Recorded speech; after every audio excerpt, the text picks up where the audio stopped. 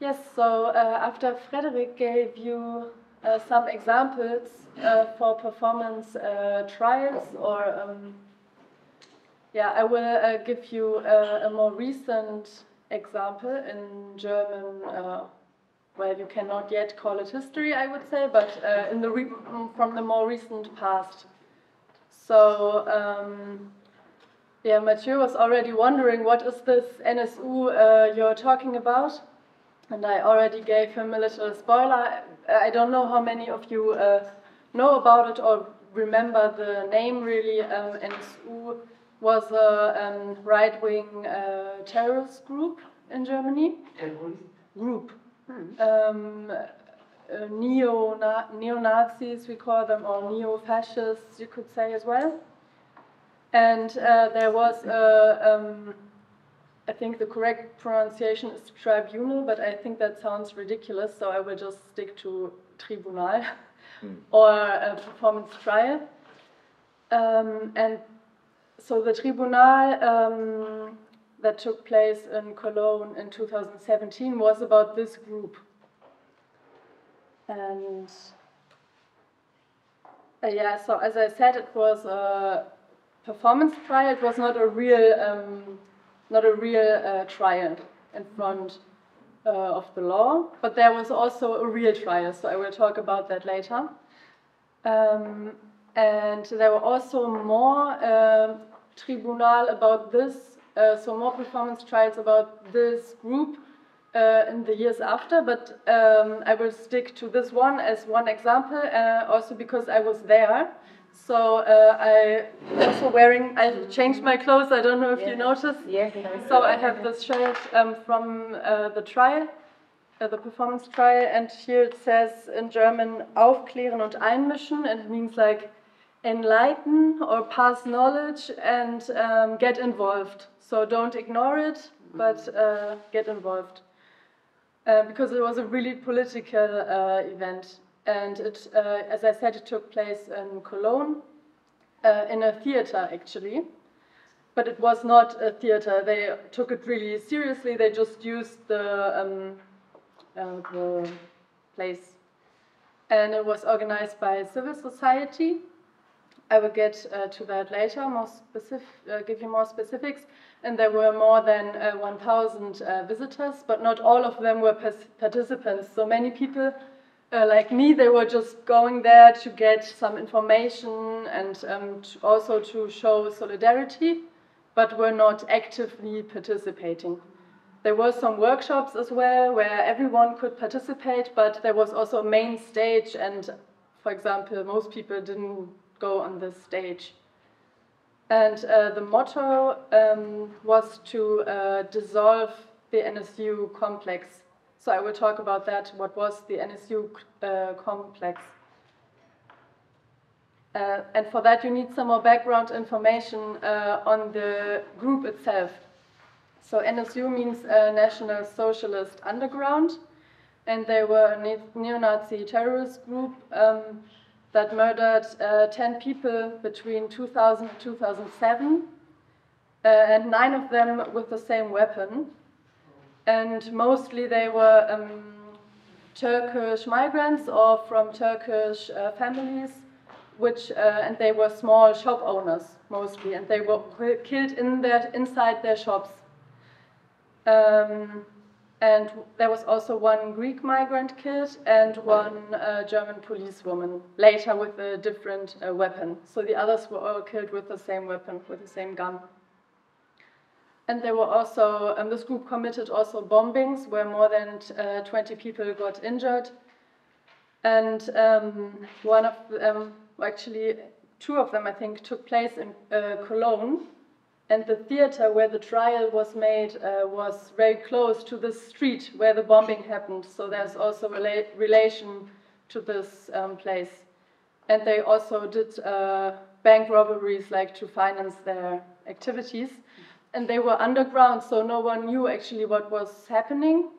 But they were uncovered only in 2011, so quite some years after the last murder. And they were uncovered because it was sort of self-uncovering, because two of the main members committed suicide. And there was a confession video. One of the other main members later published a confession video. Okay, so we did those killings. That's how the public found out. And here on the right you have a map which shows where in Germany those murders were committed, and most of them, or half of them, was in Bavaria. And you can also see the dates, so from 2000 to 2007. By the way, if you have any questions in between, you can ask them, but like discussion, maybe we can discuss later if there are any points. And here are also the names of the victims, which we will see again later. So what is really interesting and important also for the performance trial was the reaction of the police and the media to these murders. Because I don't know if in your countries you heard about it, or I mean in 2012, at the time I was living in Turkey, and there it was a huge thing on the media, because most people that were killed were from Turkish families.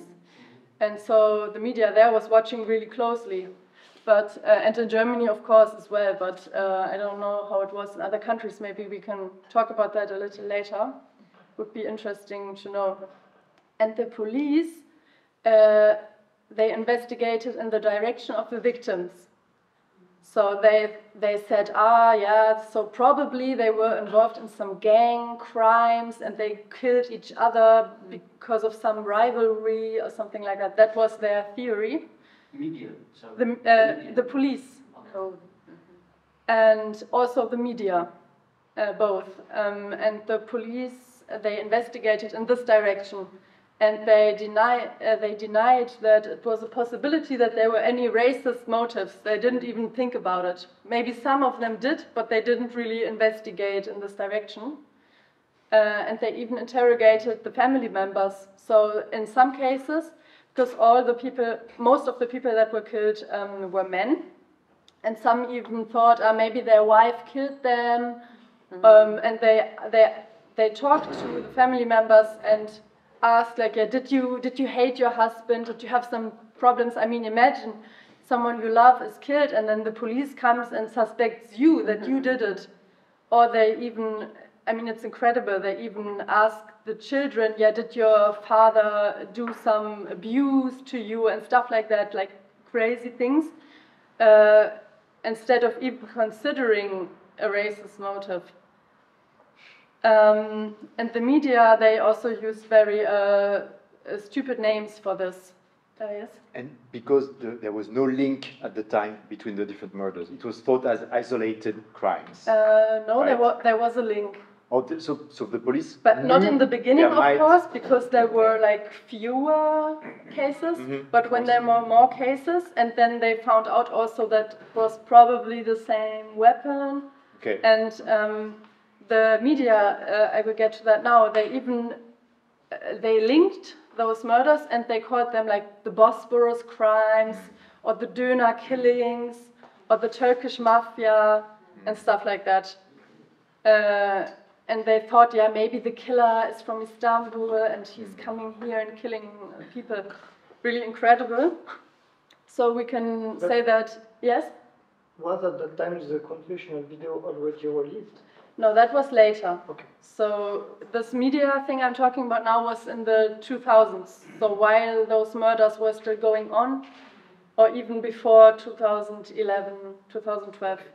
So we can say that this was actually structural racism and victim blaming. They blamed the families or the victims themselves that they were criminals, and that was the reason why they got killed.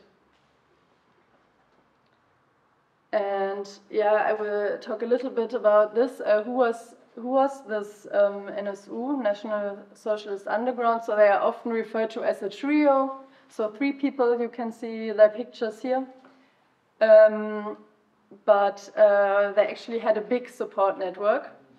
It's estimated that over 100 people helped them over the years because they were always living underground. So they needed like fake identities, they needed, I don't know, train tickets or whatever to get somewhere, or cars and things like this, so, or houses where they could live. And also some informants of the German domestic secret service were helping them, because maybe you think, okay, this is incredible, how is this even possible? But of course there are also some right-wing people working for the state, and unfortunately, and there's also the system of, I think it works a bit different in every country, but probably most countries use this method. So the secret service pays members from those groups, for example, from the NSU, and says, okay, if you give us information about what your group is doing, we give you money. But that's also a huge problem, because this means those, in this case, this right-wing terrorist group also gets resources from this, they get indirectly, they get finance from the state. So this is heavily criticized, especially since these events. And that's why there's also a famous slogan used on demonstrations after this, which is called Nazis morden, der Staat macht mit, der NSU war nicht zu dritt. And this means Nazis kill, the state helps. The NSU were not just three. It doesn't rhyme in English, but I translate it for you. There are more in this, yeah, a bit similar like this one. So you can maybe speak about a core trio. So there were these three main people, but they got help from a lot of people, and maybe it's even not possible to talk about this core trio. But in the official trial that was held, of course, when they uncovered themselves, there was a trial which lasted 5 years, between 2013 and 2018.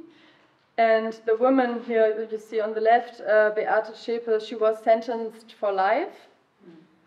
And also 4 supporters were sentenced to prison for 2, then 2 of them for 3 years, and 1 of them for 10 years.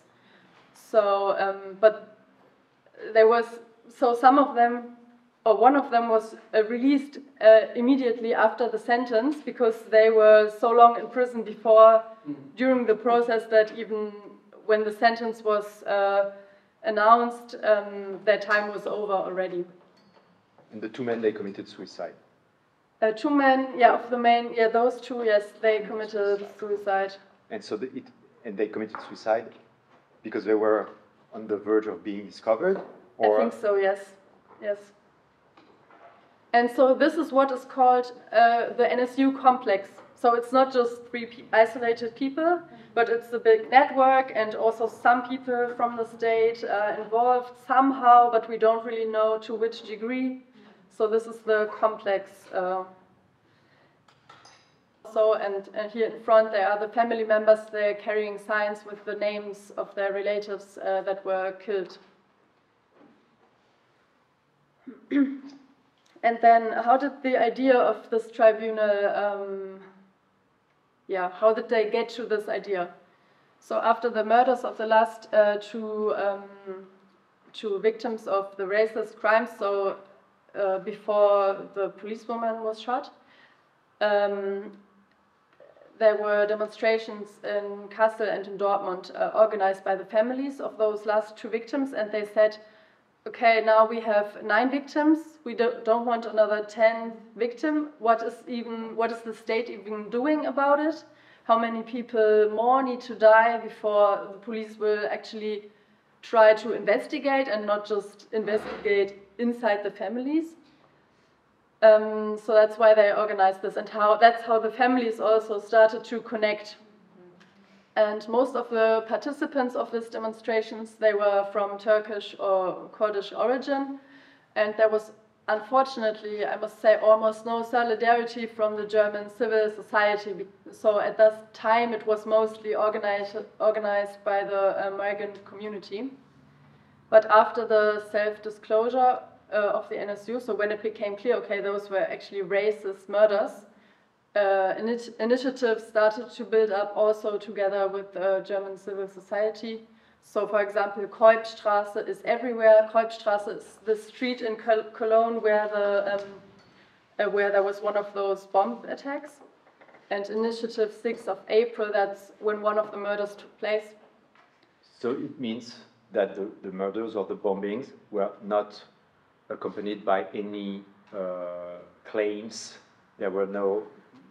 People didn't know why these people were killed or why they were bombings. Because there usually were no when there's a official bomb, statements or yeah, something like that. there's no statement with the bombings. At that time, no. So it was really not clear what was the motive. But for example, this happened near a barber shop, and a man who owns the barber shop, he survived, and he said afterwards to the police, okay, I saw a like German-looking guy putting something in front of my shop, but the police never investigated it. And he said, he told them, I'm sure this was a racist attack, but the police didn't listen.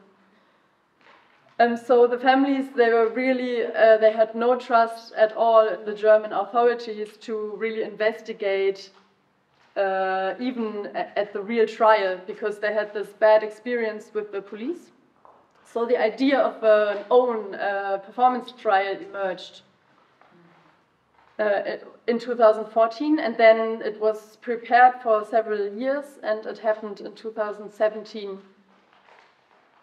So what were the aims of this trial of the NSU Tribunal? So the biggest aim was to provide a stage to the family members and also the survivors of those bomb attacks, and learn from their knowledge of the cases and find out about their experiences, for example, with the racist police investigations, to make this more public. To listen to their perspectives in general, to their demands, to their anger and their hopes. And it was also the aim to accuse the NSU as a NSU complex, so to criticize the structures around it and the racism, and also to demand real consequences and not only jail time for some people, but really to criticize and to accuse this whole complex. And one of those consequences was also that some people demanded to abolish the Verfassungsschutz, so the domestic secret service, because they said, okay, actually, this does more harm than it helps to prevent this kind of attacks. And so I can give you one specific example about this as well. So there was one man called Andreas Temme. He worked for the Verfassungsschutz, so the domestic secret service, and he was present in the last racist murder in Kassel of a young Turkish man who owned a small internet cafe. He was there at the time that this young man got shot, and he said, oh yeah, I was there, but I went there regularly just to chat with someone on a computer, and I didn't notice that some murder happened, and when I finished my work, I just left, and I didn't see him lying behind the desk, bleeding, and so it's incredible. I mean, he was there, and he didn't notice. So what is even his job? And how did he know that? Because it's obvious that he knew that this was going to happen, because there are some phone calls. It's all really complicated to explain, but actually we know that he's lying, and we are not sure what exactly happened. But the official trial, they said, okay, we believe his version. But of course, in the performance trial, they didn't believe his version, and they even made an investigation.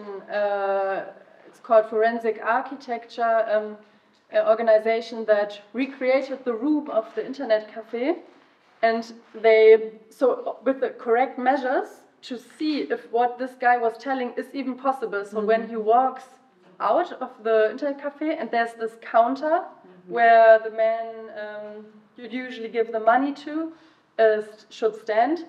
And if you pass there, and with the height of Andreas Temme, so this security guy. So is it possible that he passes there without seeing the man lying on the floor? And they said, it's not possible. First of all, he must have heard the shot.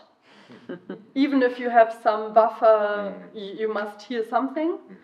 And then he must have seen him as well. So it's very, very likely that he saw him and he didn't call an ambulance and that he even knew about it or maybe even did that himself. We cannot exclude this possibility. And then, of course, another aim of the Tribunal was to remember the victims and demand justice for them and also demand a different reality, a society based on solidarity and not on racism. And the program and structure of the performance trial is also interesting. So there was a main stage where mainly the family members and some experts like from forensic architecture, which I mentioned now, they reported about their experiences and their findings. And besides that, there were many workshops and readings. I'm wondering something based on this case, you know, with official justice. The whole case stops, ends with the people going to jail, for instance, this judgment, and they are condemned. In this kind of citizens' tribunal, there's no sentencing, meaning that does stop at that time the performance being its own end and the end of the whole process, or is it made also to have consequences in the future? And my question is then, is it over, or did it introduce, a future, for instance, the families being active nowadays, or do you know of any development still going on now of this case? Yeah, so in the years after this People's Tribunal, there were more in different cities, almost every year except during COVID. So I think this year there is none. So it started a whole movement of this kind of... Kind of, and also the families, by organizing this, so not maybe through the tribunal itself so much, but even before, during the process of organizing this, the families got closer together and also connected with other initiatives that are trying to do something about racism, for example. So there was really a connection, and I think this will help if something like this happens. Also, everyone is more attentive, so the media cannot just say, okay, they are just killing each other for some rivalry, but one has to think, also the police has to be more attentive, okay, so maybe there's actually a racist reason we need to investigate in this direction. And there's more solidarity, so there can be bigger demonstrations to get attention to a certain topic. So I'd be interested to know, because this is very similar to what we have in France with the Comité Adama, Défense pour Adama, with police violence, killing young people from especially from the banlieue. Okay. In the case of Justice for Adama, it's the sister who initiated protests, and so now we are something like 7 years after the death of this person, and it turned into a political party in a sense. I mean, it's a huge. It is not a private thing anymore. It's not the families. It's a political struggle with activists who have now a political power. So we can see them in different type of protests, and they are a political force. So there has been a political translation to this initially private case, in a sense. Is it the same with that? Are they turning into political force? Or is it still on the side of the public politics? Yeah, I think it was at that time when the first performance trial was held, it was quite a huge topic and got a lot of attention. But at the moment, I would say it's not such a huge topic. So, I mean, the connections are still there, of course, and they are organizing some events, mostly also to remember the victims. Like there's those special days every year to remember, for example, the big bombing and things like that. But I wouldn't say that they are like a huge power in the society. And we still have the same problems with racism inside of the police and the domestic secret service. I mean, of course, it didn't get abolished. And of course, they get more and more money because the state is saying, okay, we have such huge problem with right-wing organizations. Okay, let's give more money to the domestic secret service. But if you have right-wing people in the domestic secret service, this also means more money for the right-wing organizations, in my opinion. And so it's a huge problem. And for example, this guy I was telling you about, that was this work. The guy that's working for the secret service. Yeah. He also knew a man that killed shot a politician some years ago. So maybe he was also involved in this thing, but it's not clear. And he's just walking around freely. And and it's really a huge thing because, for example, in 70s, when you had a left-wing terrorist group in Germany, 60s, 70s, you had like huge laws made to really oppress this, and this is just, okay, so we shot one politician. Rote Armeefraktion. Yeah. He was first, I think.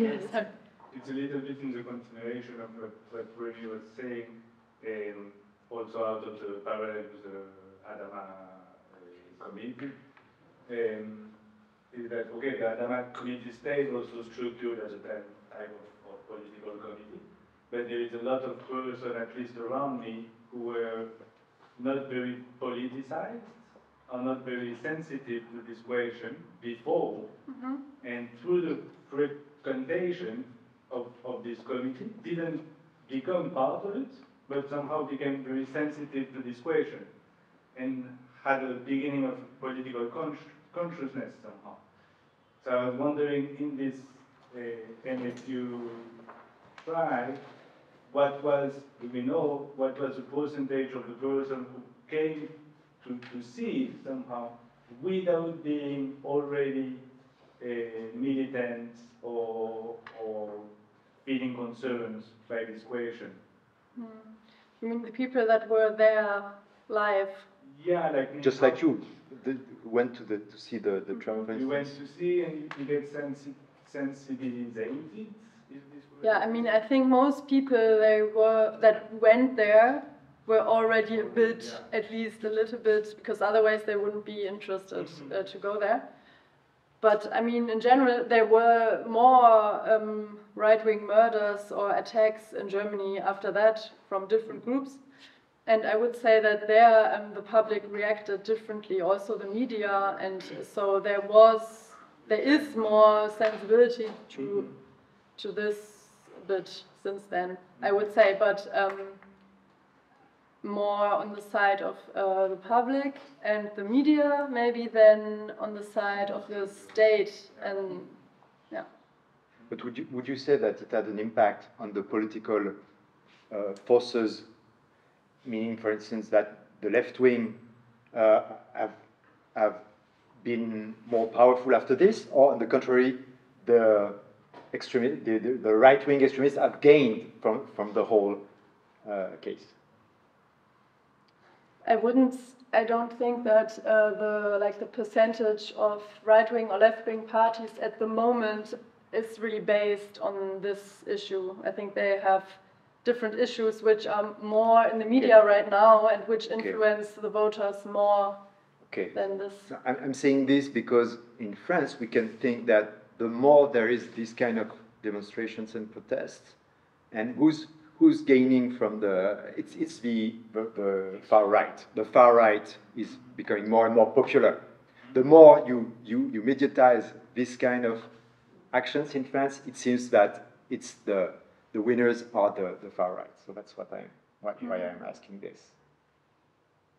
Yeah, I think, I don't know, I would say there are other reasons I mean, the right-wing parties are gaining votes at the moment here as well, but I think there are other reasons probably. Other reasons. Yeah. Okay. Thank you. Great. Yes. Thank you.